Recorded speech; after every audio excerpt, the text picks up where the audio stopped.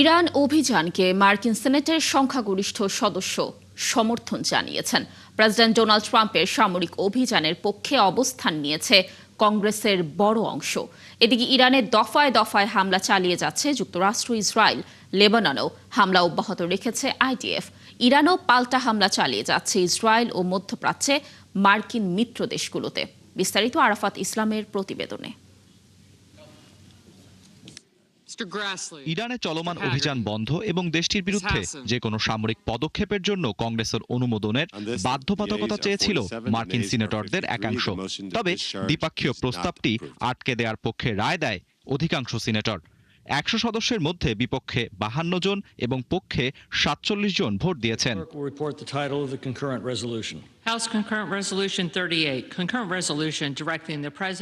ফলে যুদ্ধ সীমিত করার এই ওয়ার পাওয়ার্স রেজুলেশন বা যুদ্ধ ক্ষমতা সংশ্লিষ্ট প্রস্তাবটি আর আশার মুখ দেখল না। প্রস্তাবটি পাশ হলে কংগ্রেসের অনুমোদন ছাড়া ইরানে চলমান যুদ্ধ থেকে মার্কিন বাহিনীকে সরিয়ে নিতে হতো। ইরানে মার্কিন হামলা নিয়ে খোদ যুক্তরাষ্ট্রের রাজনৈতিক মহলেই শুরু হয় মিশ্র প্রতিক্রিয়া। অনেকেই এ আগ্রাসনের বিরুদ্ধে দাঁড়ালে ভোটের সিদ্ধান্ত আসে। তবে এর আগেও এ ধরনের পদক্ষেপ নেওয়া হয়েছিল, ব্যর্থ হয়েছিল সেই উদ্যোগও। এদিকে ইরানের বিভিন্ন সামরিক স্থাপনা ও অবকাঠামো লক্ষ্য করে হামলা অব্যাহত রেখেছে যুক্তরাষ্ট্র ও ইসরায়েল। ইরানের রাজধানী তেহরানে কয়েক ঘণ্টা থেকে শুরু হওয়া হামলা বৃহস্পতিবার সকালেও অব্যাহত রয়েছে। কেবল রাজধানী নয়, দেশের অন্যান্য শহর থেকেও হামলার খবর পাওয়া যাচ্ছে। আইআরজিসি এক বিবৃতিতে জানায় তাদের পাল্টা হামলা অব্যাহত রয়েছে। এরই মধ্যে 17 ও 18 দফার হামলা চালানো হয়েছে। তাদের দাবি, তারা ইসরায়েলের বেন গুরিয়ন আন্তর্জাতিক বিমানবন্দর এবং দেশটির বেশ কিছু উন্নত রাডার সিস্টেমকে সফলভাবে ধ্বংস করেছে। এদিকে সৌদি আরব ইরানের 3টি ক্রুজ ক্ষেপণাস্ত্র প্রতিহত করার দাবি জানিয়েছে। দেশটির প্রতিরক্ষা মন্ত্রণালয় সামাজিক মাধ্যমে জানায় আল খার্জ শহরের বাইরে 3টি ক্ষেপণাস্ত্র ধ্বংস করা হয়েছে। বার্তা সংস্থা এপি জানায় ইরান সীমান্তে সামরিক অভিযানের সহায়তার জন্য ইরাকি কুর্দিদের কাছে সাহায্য চেয়েছে যুক্তরাষ্ট্র। তবে ইরানের বার্তা সংস্থা তাসনিম নিউজ কুর্দি যোদ্ধাদের ইরানে প্রবেশের খবর অস্বীকার করেছে। অন্যদিকে লেবাননে হামলা অব্যাহত রেখেছে ইসরায়েল। বৈরুতের দক্ষিণ উপশহরে নতুন করে হামলা চালিয়েছে তারা। হিজবুল্লাহ দক্ষিণ লেবাননে ইসরায়েলি সেনাদের সঙ্গে তাদের যোদ্ধাদের সরাসরি সংঘর্ষের কথা জানিয়েছে। আরাফাত ইসলাম, 71। ইরানের সর্বোচ্চ ধর্মীয় নেতা আয়াতুল্লাহ আলী খামেনিকে হত্যার জন্য বহু বছর ধরে পরিকল্পনা করছিল ইসরায়েলি গোয়েন্দারা। এই পরিকল্পনা বহু দশক ধরে তৈরি হলেও গত 6 মাসে এই হত্যাকাণ্ডকে চূড়ান্ত রূপ দিয়েছে যুক্তরাষ্ট্রের কেন্দ্রীয় গোয়েন্দা সংস্থা সিআইএ। তবে মাঠ পর্যায়ে গুপ্তচর নেটওয়ার্ক তৈরি করেছিল ইসরায়েলি। দর্শক, আরো জানাচ্ছেন নাহিদা রিন্থি। গত শনিবারের যে হামলায় ইরানের সর্বোচ্চ নেতা আয়াতুল্লাহ আলী খামেনি নিহত হলেন, সেটি গভীর রাতে চালানো হয়নি, বরং সকালবেলাতেই চালানো হয়েছে। তবে এ ধরনের হামলা সাধারণত গভীর রাতে চালানো হলেও এই হামলাটি সকালে হওয়ার কারণ মাত্র কয়েক ঘন্টা আগেই পাওয়া অত্যন্ত গুরুত্বপূর্ণ একটি গোয়েন্দা তথ্য কাজে লাগানোর সিদ্ধান্ত নেয় যুক্তরাষ্ট্র এবং ইসরায়েল। মাত্র 60 সেকেন্ডের হামলার জন্য ইসরায়েলের গোয়েন্দা সংস্থা মোসাদ বহু বছর ধরে তথ্যদাতা, লজিস্টিক্স ও অপারেটিভদের বিস্তৃত নেটওয়ার্ক তৈরি করেছে। খামেনির দৈনন্দিন রুটিন, নিরাপত্তা বলয় এবং ঘনিষ্ঠদের উপর নজরদারি চালানো হয়। এই তথ্যের সঙ্গে যুক্ত হয়েছে সিআইএ এর সিগন্যাল ইন্টেলিজেন্স ফোনালাপ, অবস্থান এবং বৈঠকের সময়সূচি সম্পর্কিত তথ্য। হামলার সময় নির্ধারণে গুরুত্বপূর্ণ ছিল খামেনি কখন নির্দিষ্ট কম্পাউন্ডে উপস্থিত হবেন। এই তথ্যের ভিত্তিতে নিখুঁত লক্ষ্য নির্ধারণ করে যুক্তরাষ্ট্র ও ইসরায়েল। বিদেশি লক্ষ্যভিত্তিক হত্যাকাণ্ডের দীর্ঘ ইতিহাস থাকলেও এর আগে কোনো রাষ্ট্রপ্রধানকে হত্যা করেনি ইসরায়েল। ইসরায়েলি গুপ্তচররা অনেক বছর ধরে খামেনির ওপর নজরদারি চালিয়ে আসছিল। তারা তার দৈনন্দিন কর্মকাণ্ড, পরিবারের সদস্য, সহযোগী মিত্র এবং তার নিরাপত্তার দায়িত্বে থাকা ব্যক্তিদের সম্পর্কে অত্যন্ত নিখুঁত ও বিস্তারিত তথ্যের ভিত্তিতে নথি তৈরি করেছিল। ইরান নিয়ে কাজ করে আসা সিআইএর সাবেক কর্মকর্তা এবং বর্তমানে foundation of the defence of ডেমোক্রেসির বিশ্লেষক বলেন, যুক্তরাষ্ট্র হয়তো এই অভিযানে বিশাল প্রযুক্তিগত সহায়তা দিয়েছে, তবে মূলত ইসরায়েলি মাঠ পর্যায়ে এমন এক গুপ্তচর নেটওয়ার্ক তৈরি করেছিল যারা সরাসরি মানুষের কাছ থেকে গোয়েন্দা তথ্য সরবরাহ করতে এবং ইরানের ভেতরে গোপন অভিযান পরিচালনায় সক্ষম ছিল। ইসরায়েলের গোয়েন্দা সংস্থা মোসাদ গত কয়েক দশক ধরে ইরানের উপর নজর রাখছে এবং সেখানে তথ্যদাতা, গুপ্তচর ও লজিস্টিক্সের এক বিশাল নেটওয়ার্ক তৈরি করেছে। এই নেটওয়ার্কের সহায়তায় তারা এর আগে ইরানে বিভিন্ন হত্যাকাণ্ড চালিয়েছে।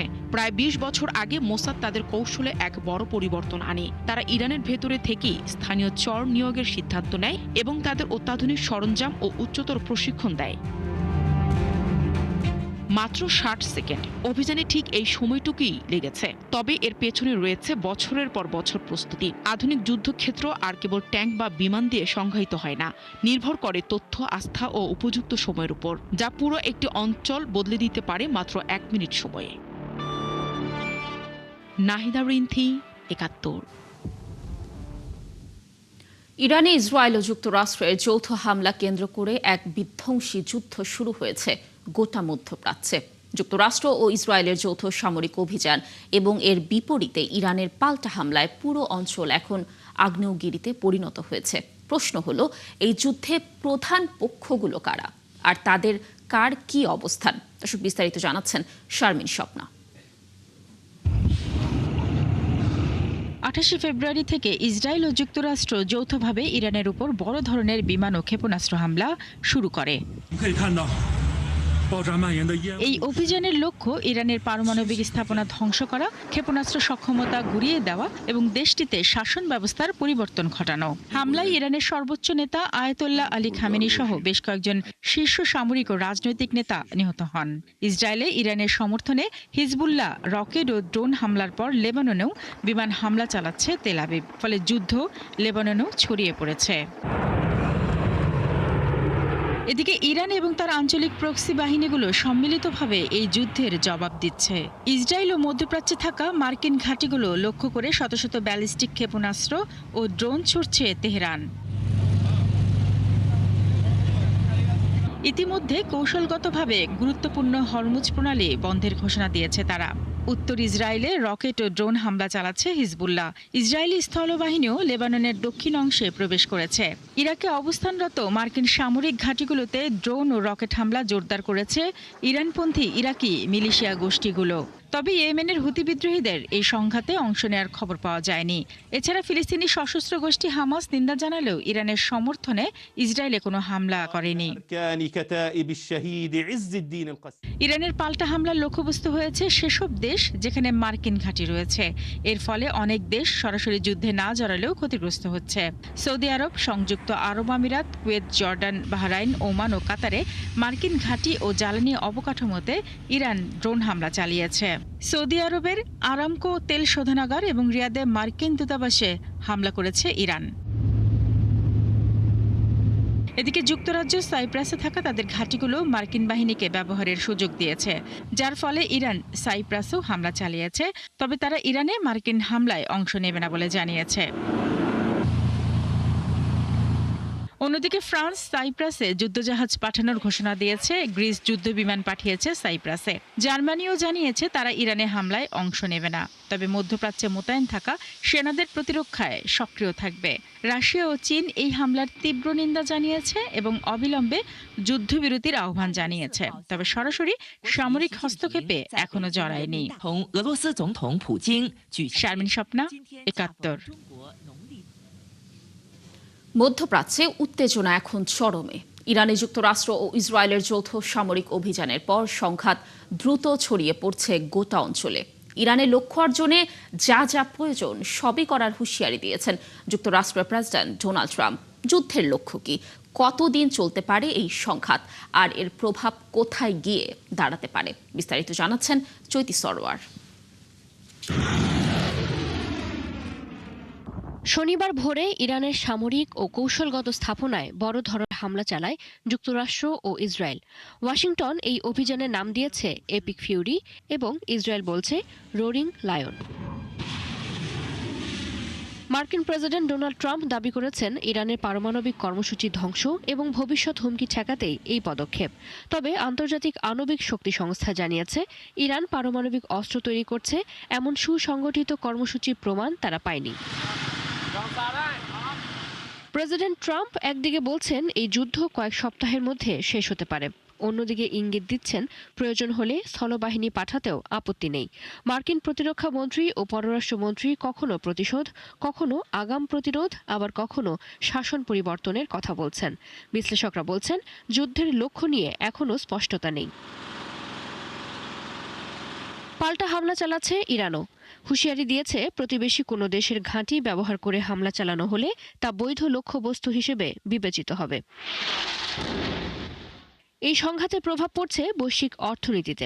বিশ্লেষকদের আশঙ্কা, সংঘাত দীর্ঘায়িত হলে বৈশ্বিক মন্দার ঝুঁকি বাড়তে পারে। ইতিহাস বলছে আকাশ হামলা দিয়ে শাসন পরিবর্তন সহজ নয়। মার্কিন ইতিহাসবিদ ও নিরাপত্তা বিশ্লেষকরা বলছেন এই যুদ্ধ সফল হতেও পারে, আবার দীর্ঘ অচল অবস্থাতেও গড়াতে পারে।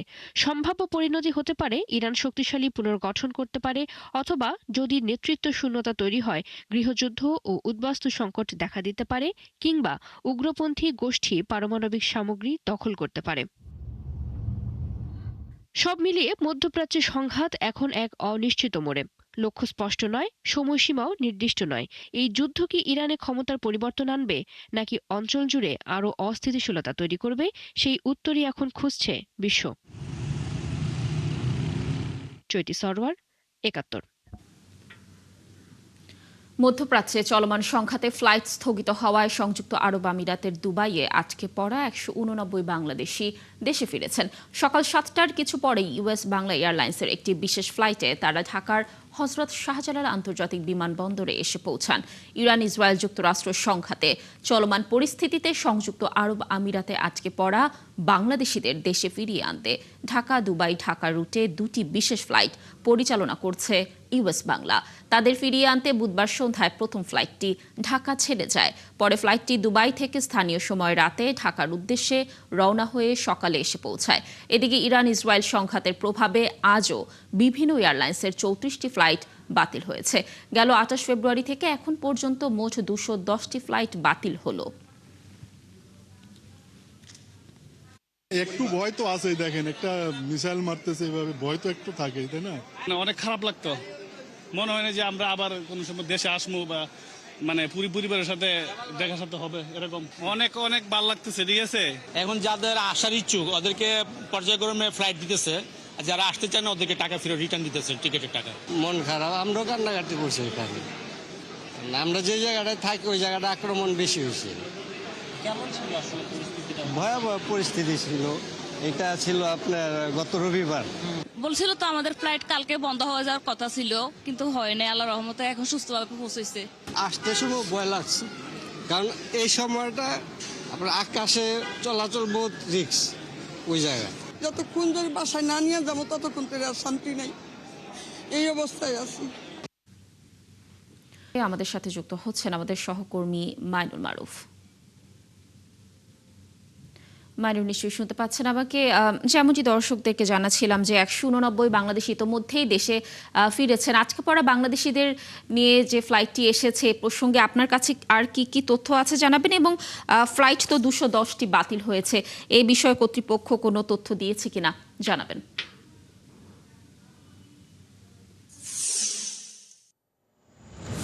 নতুন কোনো তথ্য নেই, যা ছিল তা আমি একটু আগে যখন লাইভে ছিলাম তখন কিন্তু বলেছি যে আজ সকাল ৭টায় যে বিমানটি এসেছে বাংলাদেশে ল্যান্ড করেছে, যে দুবাই আটকে পড়া যাত্রীদের নিয়ে, সে বিমানে ১৮৯ জন যাত্রী নিয়ে এসেছিল এবং তাদের পরিবার সদস্যরা এখানে এসেছিল, এবং তারা কিন্তু যেহেতু ইতিমধ্যে ৪ ঘন্টা পেরিয়ে গেছে তারা কিন্তু এখন আর কেউ বিমানবন্দরে নেই। এখন যে সকল যাত্রীরা আছে তারা মোটামুটি বলা যায় যে অন্যান্য যে সকল এয়ারলাইন্স রয়েছে সে সকল এয়ারলাইন্সের বিভিন্ন পৃথিবীর বিভিন্ন প্রান্ত থেকে তারা আসছেন, তারা তাদের স্বজনদের সাথে দেখা করছেন, চলে যাচ্ছেন। কিন্তু দুবাইয়ের ফ্লাইটের কোনো যাত্রী কিন্তু এখন আর নেই বললেই চলে। অর্থাৎ সেই যে যাদের নিয়ে আমরা সকাল থেকে বলছিলাম তারা কিন্তু নিরাপদে অবতরণ করে তাদের পরিবারের সাথে সাক্ষাৎ করে কিন্তু চলে গেছেন। এছাড়া যে ২১০টি ফ্লাইট বাতিলের বিষয়ে বলা হয়েছে সেই বিষয়ে কিন্তু আর নতুন কোনো তথ্য নেই। সর্বশেষ সেই তথ্যই আমাদেরকে জানানো হয়েছে।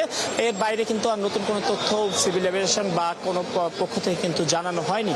অর্থাৎ এই যে বিমানবন্দরে যে বিমানটি, এটি আজকের সকাল থেকে এখন পর্যন্ত খবর ছিল এবং আমরা দেখি যে যাত্রীরা এসেছেন তারা তাদের প্রতিক্রিয়া ব্যক্ত করেছেন। তারা বলছিলেন, কেউ বলছেন যে সেখানে তারা বেশ নিরাপদে ছিলেন, কেউ বলছেন যে বেশ আতঙ্কে ছিলেন।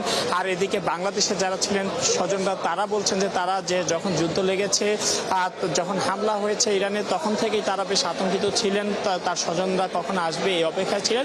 অবশেষে তারা যখন এসেছেন তারা কিন্তু স্বস্তির নিঃশ্বাস নিয়েছেন এবং স্বস্তিতেই কিন্তু তাদের যে স্বজনদের সাথে দেখা করার পর তারা কিন্তু একে কিন্তু নিজ নিজ গন্তব্যে কিন্তু ফিরে গেছেন। এবং আরও একটি বিমান আজকে বা কালকে আসার কথা রয়েছে, যদি আসে তাহলে সব মিলে বলা যায় যে আটকে পড়া, বিশেষ করে গত যে 2টি ফ্লাইট অন্ততপক্ষে বাতিল হয়েছিল সর্বশেষ দিনে বা সেই ফ্লাইটের যাত্রী কিন্তু আসতে পারবেন।